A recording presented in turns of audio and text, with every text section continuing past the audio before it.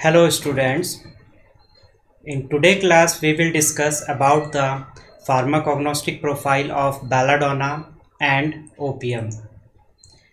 So belladonna is commonly known as the deadly nightshade leaves, poisonous black cherry, banewort, death herbs and belladonna herbs. If we talk about the biological source of this drug, so commonly useful parts of these drugs are leaves and flowering tops, which is obtained from the Atropa belladonna and Atropa acuminata. Atropa acuminata is the Indian species, whereas Atropa belladonna is the European species, and these plants belong to the family Solanaceae.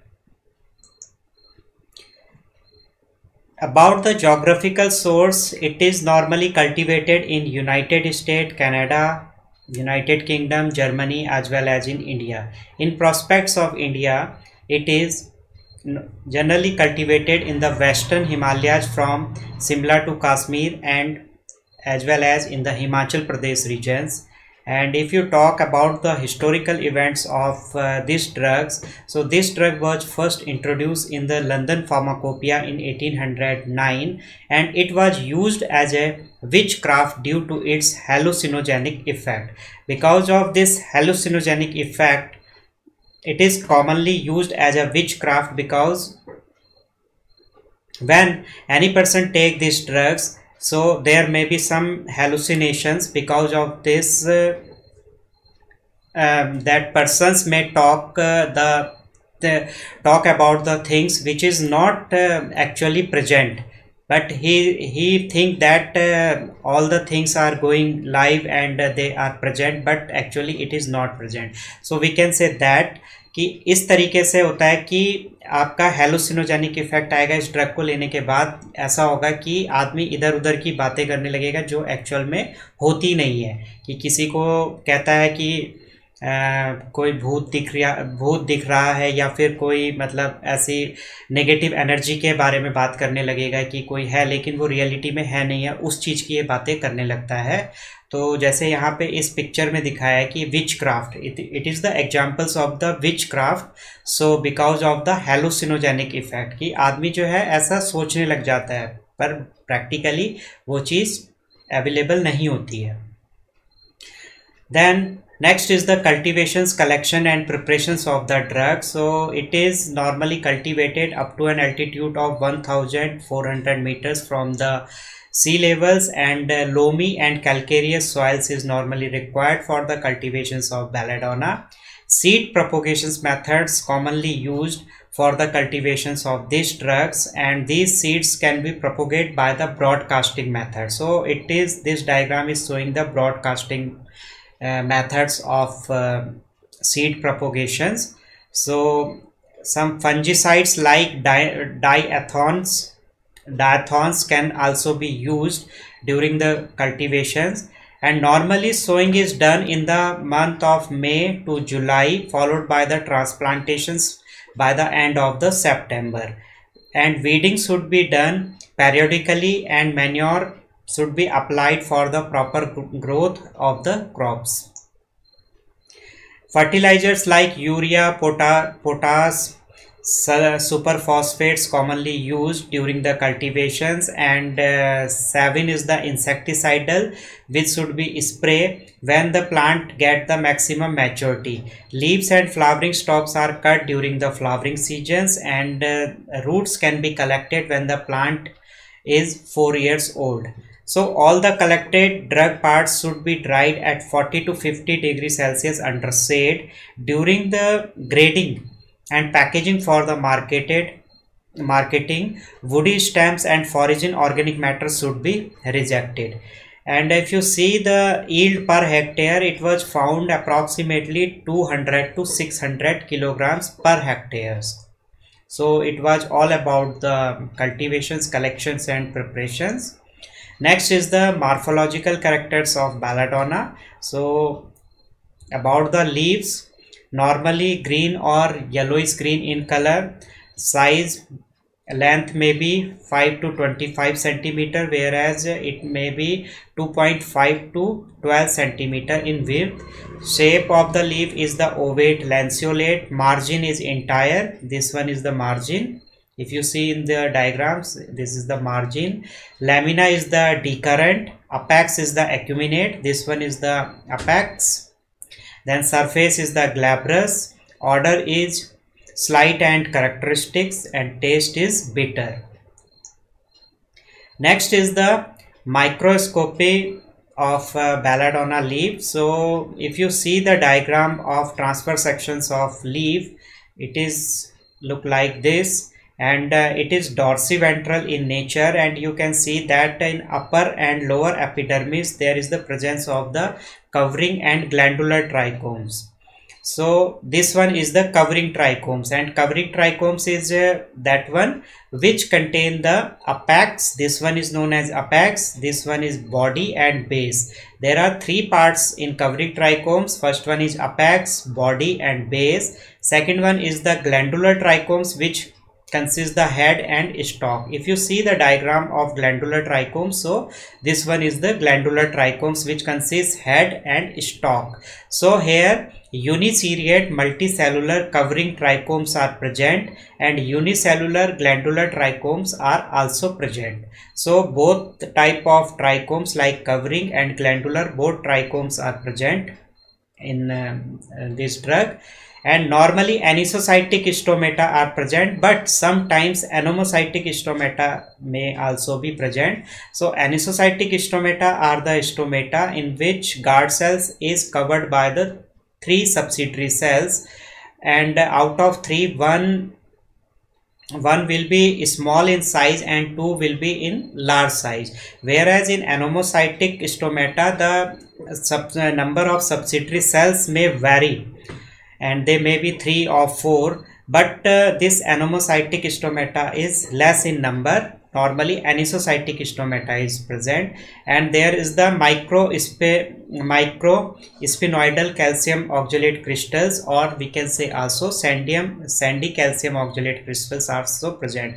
So you can see that ideoblast of microsphenoidal crystals are there, and some pollen grains which may be present. So it is all about the microscopy, and these are the structures of atropine and hyoscine, which are the major active constituents of belladonna drug.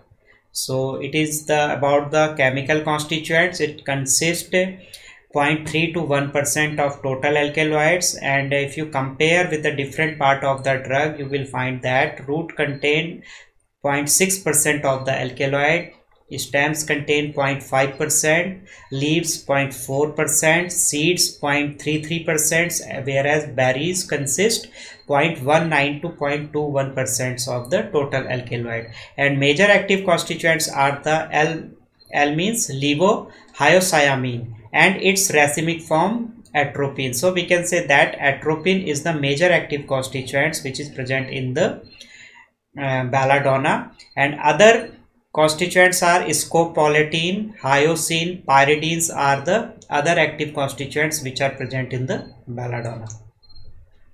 And if we talk about the usage of these drugs, it is commonly used as a sedative and in asthma, particularly for whooping cough, and as a cold and hay fever remedy. It's also used in the Parkinson disease, and in the treatment of the rheumatism, neuralgia, sciatica, it is commonly used. Then belladonna is also used in the plasters, medicines filled gauze applied to the skins for treating the psychiatric disorder, a behavior disorder called hyperkinesis. So it all about the belladonna root. And next drug is the opium, which is commonly known as the poppy latex, gum opium, raw opium. And biologically, it is the dried latex which is obtained by incisions from the unripe capsules of Papaver somniferum belonging to family Papaveraceae. And in India, Pakistan, Turkey, Russia, China, it is commonly cultivated. And these are the some commercial varieties of opium, like Indian variety, Persian, Turkish, Chinese, and all the varieties are brown in color, but there may be some lightness or darkness of the color. So like Indian and Persian opium is dark brown in color, and Persian is dark brown in color, Turkish brown or dark in color, whereas Chinese opium is chocolate brown or dark brown in color. Indian varieties occur in the forms of cubes, whereas Persian species occur in the form of the brick-shaped mass. Turkish variety occurs in the form of conical, rounded or flattened mass, whereas Chinese occur as the flat globules cakes. And in the Indian variety, there is approximately 10% of morphine content is present, whereas in Chinese opium there may be 4 to 11% of the morphine concentrations. And Indian varieties occurs in the form of brittle and plastic in nature, whereas Persian varieties is hygroscopic in nature and it may be granular or smooth. Turkish variety commonly known as the druggist or soft opium, whereas Chinese somewhat plastics or maybe brittle in nature. So these all are the commercial varieties of opium which generally occur. And if we talk about the Indian species, so there are Papaver somniferum, which is commonly known as the opium poppy, then Papaver nudicoli, which is known as the Iceland poppy, then Papaver royas, which is known as the corn poppy, then Papaver orientale, Papaver argimone, and Papaver dubium. So these all are the 6 varieties which are commonly occurs in India. Then if we talk about the cultivations and collections of the opium, so it is normally cultivated in the temperature climate, and subtropical climate in winter seasons is suitable for its cultivation. And frost may adversely affect the plants as well as the phytoconstituents whatever the presents in the plant. So frost is harmful for these plants. And loamy soils with the fine sand is normally required for the cultivations, and the pH of the soil should be 7, and it's sown from November to March, and cultivations can be carried out by the seed propagations method. And before sowing the seeds, they should be mixed with the sand properly, and the distance between two plants should be 25 centimeter. And after sowing the plants, within 3 to 4 months, plants bear the flowers which are converted into the capsules in few days and become mature after 15 to 20 days. Now these capsules are incised during daytime with the help of needle-like instrument which is known as the nusters, and in next morning you can scrape out the latex with the help of the charpala, and this latex is collected in the plastic containers. And this opium should be collected, should be weighed on daily basis in front of the officer of the narcotic department, because it is a narcotic drug. So there should be permission for the cultivations of this opium from the narcotic department. So it is very strict about these drugs, and whatever the yield you are getting, that you have to report on daily basis to the narcotic department. And if we talk about the macroscopic characters, so odor is strong, characteristic, taste is bitter, color it depends on the type of the opium. For example, Indian opium is dark brown in color, whereas Turkish opium is chocolate brown in color. Then if we talk about the chemical constituents of the drug, so basically it is an alkaloid which is derived from the amino acid from the phenylalanine and the tyrosine, and these phenylalanine and tyrosines obtained by the cyclic acid pathway. So if we have to biosynthesize of these alkaloids, so we have to go through the cyclic acid pathway, and with the help of these amino acid phenylalanine and tyrosine, we can biosynthesize these compounds. And basically two types of alkaloids are there. First one is the phenanthrene alkaloids and second one is the benzyl isoquinoline. So examples of phenanthrenes are morphine, codeine and thebaine, and they consist the phenanthrene nucleus in their structure. So this is the structure of phenanthrene nucleus, and the examples are morphine, codeine, thebaine, whereas examples of benzyl isoquinolines are narcotine, papaverine and narcine. This is the basic moiety of isoquinoline nucleus. So we can say that the phenanthrene alkaloid consists phenanthrene nucleus in their structure, whereas benzyl isoquinoline alkaloid consists the isoquinoline moiety in their structures. Examples are narcotine, papaverine and narcine, whereas examples of phenanthrenes are morphine, codeine and thebaine. And the salt of opium alkaloids are present as a salt of meconic acids. Okay, these opium alkaloids may be present as a salt in the form of the meconic acids, and this is the structures of meconic acids, which consist the carboxyl group and hydroxyl group and one ketonic groups. These two are the carboxyl groups, then this is hydroxyl groups, and this one is the ketonic group. So particularly if you see the morphine, chemically it is monoacidic levorotatory phenolic alkaloids.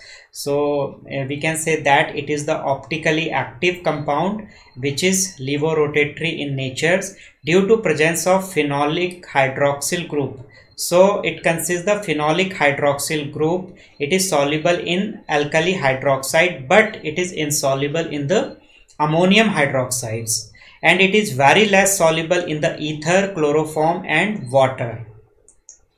And if we talk about the codeine, so it is also known as the methyl morphine. So if you see the structure of morphine, so in this hydroxyl position one methyl group has been added. That's why it is known as the methyl morphine, and remain structures will be same.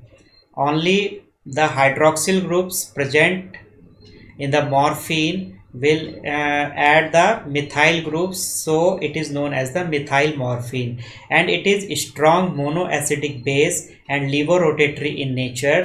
It is soluble in water and organic solvents. Next is the papaverine, which is weak monoacidic base. It is optically inactive. It is the difference between from the morphine and codeine, that papaverine is the optically inactive, and it is slightly soluble in the organic solvent but insoluble in the water. And this one is the structures of papaverine. And then narcotine, which is weak monoacidic base, levorotatory in nature. It is its salts are dextrorotatory. If you see that in the natural form it is levorotatory, but it's the salt of narcotines are the dextrorotatory in nature, and it is normally soluble in acetone, benzene, chloroform, but insoluble in water, alcohol and ether. And these are the various form of opium, like it may be occur in the form of powder, opium concentratum, camphorated opium tincture. If we talk about the powder form, it contains 10% anhydrous morphine with lactose, caramel and powder cocoa husk. In case of opium concentratum, it contains alkaloids hydrochloride with anhydrous morphine 47.5 to 52.5%. Codeines may be 2.5 to 5%, narcotine may be 16 to 22%, papaverine may be 12.5 to 7%. And in case of camphorated opium tincture, it contains alcoholic solutions of opium, benzoic acid, camphor, anise oil, and these formulations prepared in the alcohol. So these are about the forms of opiums, which may be occur in the powder form, opium concentratum, and camphorated opium tincture. And these are the identifications tests. So this first test is for the salt of opium. So what we have to do, we have to take the drug and we will dissolve the drugs with the water, followed by the filtrations, and to the filtrate now we will add the ferric chloride solution, due to which reddish purple color will formed, which shows the presence of the meconic acid. So already we said that the salt of opiums occur as a salt of meconic in the form of meconic acid. So this test is particularly for the salt of the opium. In second test, when opium is treated with a small amount of nitric acid, orange red color is formed, which shows the presence of morphine. Whereas codeine does not respond to this test. This is the difference between the morphine and codeine. Morphine is positive for this test, whereas codeine does not respond to this test. Another test is the treatment of morphine solution with potassium ferricyanide and ferric chloride solution give bluish green color. Similarly, this codeine does not respond to this test. Now, in another test, papaverine solution in hydrochloric acid gives lemon yellow color with potassium ferricyanide solution. So it is about the chemical test of opium. Now the uses. So morphine is powerful analgesic used in case of severe pain as a post-operative pain, bone fracture, cancer patients, and in case of angina. It is used as an antagonist for the poisonous effect of other alkaloids like stretchine, atropine, phytostigmines. Codeine is used as in the treatment of the cough, and it is mild analgesics, but in compared to morphine, analgesic effect is less in case of codeine. And papaverine is commonly used as a smooth muscles relaxant. So it is all about the belladonna and opium. So thank you very much for watching this video.